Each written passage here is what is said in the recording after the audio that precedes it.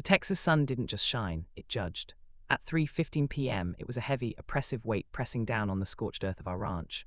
I was hunched over a broken water pump, sweat stinging my eyes, my knuckles barked and bloody from a slipped wrench. 15 years of working this dirt had taught me one thing: machinery only dies when the heat is high enough to melt your patience.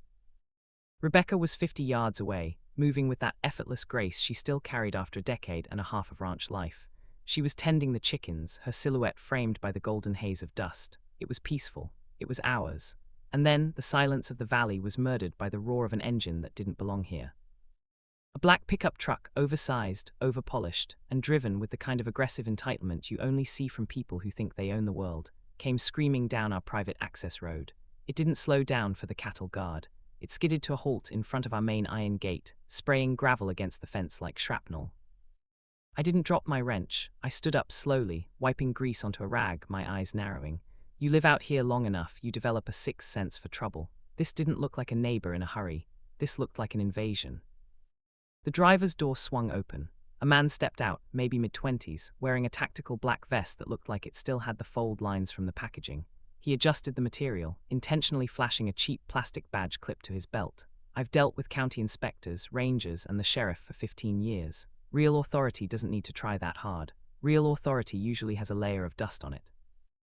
"Afternoon, folks," he called out. His voice was loud, projecting a forced bravado that didn't quite reach his eyes.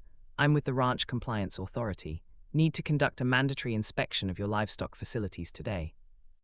He gestured vaguely toward our cattle pens, but his eyes kept flicking back to the truck. That's when I noticed the passenger. He stayed inside, hidden behind tinted glass and dark sunglasses, his hands drumming a nervous, frantic rhythm on the dashboard. Rebecca met my eyes. She didn't look scared, she looked annoyed. She wiped her hands on her apron and walked toward the gate, stopping 10 feet short of the bars. She was a smart woman. She knew that a gate isn't just a barrier, it's a legal boundary. Ranch Compliance Authority. Rebecca's voice was steady, honey-coated, but sharp. That's a new one. In 15 years, it's always been the county ag department, and they usually have the courtesy to call before they kick up my dust. The man in the vest shifted. I saw the sweat bead on his upper lip. He wasn't a professional. He was an actor who had forgotten his lines the moment the audience talked back. "Ma'am, this is under the new livestock regulations that went into effect last month. Immediate access is required. We need to check your compliance with updated cattle management standards." He took a step toward the gate. It was a predatory movement, a test of her space. At the same time, the passenger door creaked open. The second man stepped out, older, shakier, wearing an identical fake vest. He didn't look at us. He began to circle toward the back of our property line, a textbook flanking maneuver designed to make a target feel surrounded.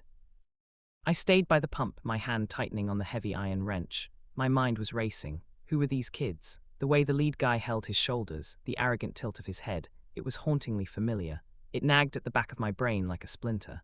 I'd seen that specific brand of rich kid playing soldier before. "Which board?" Rebecca asked, her voice dropping an octave. "State Livestock Commission, County Agricultural, give me a name."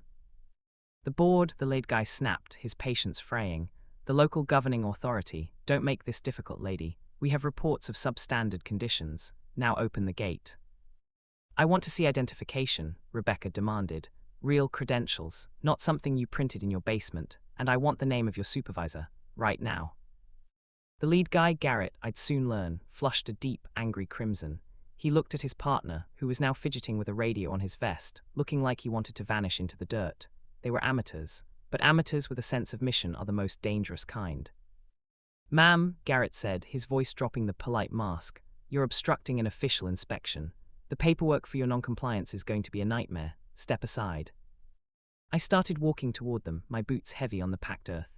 "You heard her," I said, my voice low and conversational. "No ID, no entry. That's how the law works in Texas. Now, I suggest you get back in that shiny truck before you realize just how far out of your element you are." Garrett didn't look at me. He looked at Rebecca as if she were a bug he was tired of watching. 30 seconds, Rebecca said, her voice like iron. "Produce a warrant or a badge, or get off our land." The silence that followed was thick enough to choke on.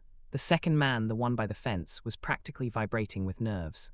Garrett, however, was fueled by a toxic mix of ego and orders. He didn't reach for a badge. He reached for the gate.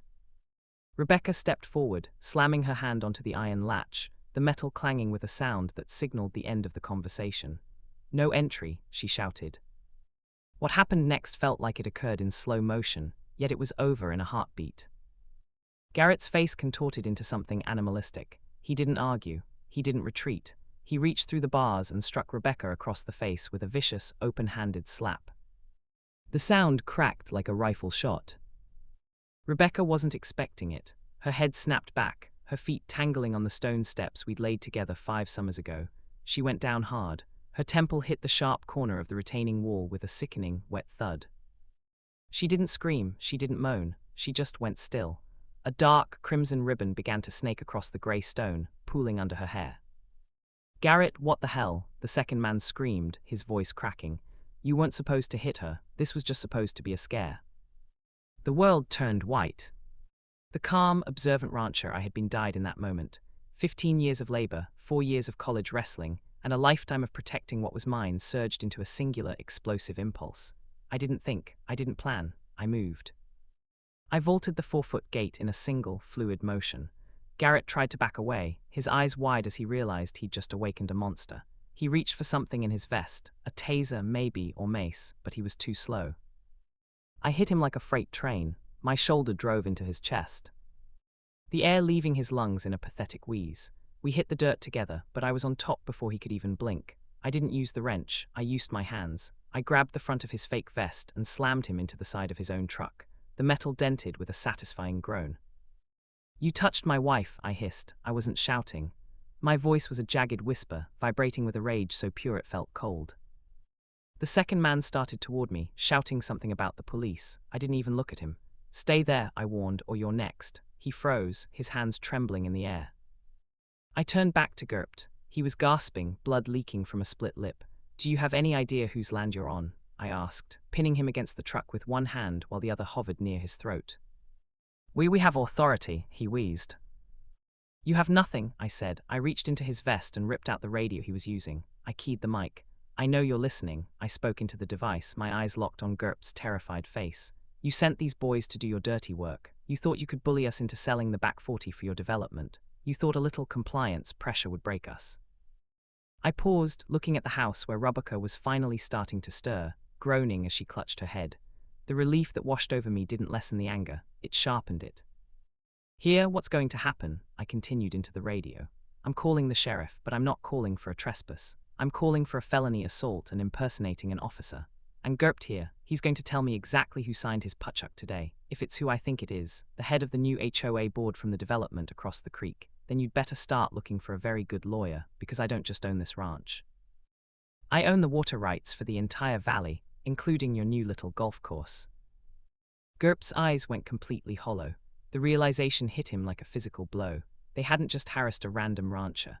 They had harassed the one man who could shut down their multi-million-dollar project with a single legal filing.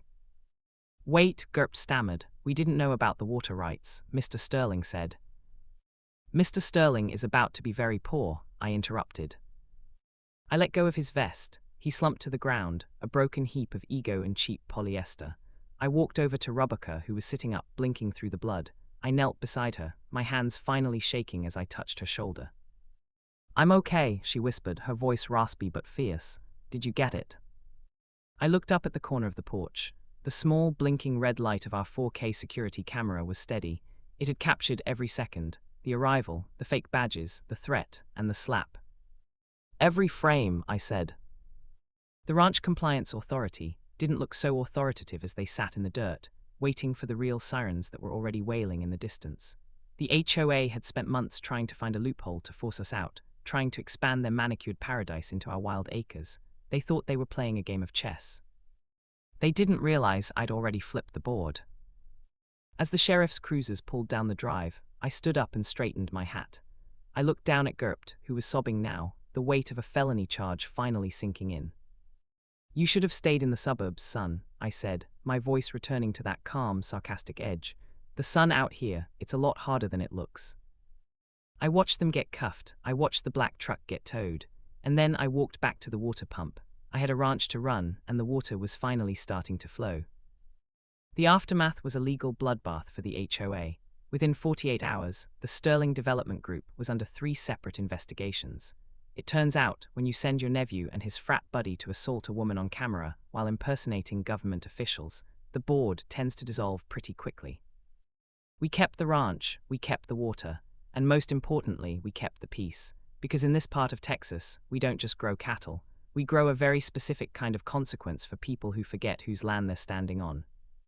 If you've ever had to deal with an HOA that thought they were the law, let me know in the comments. I'd love to hear how you handled your own compliance officers.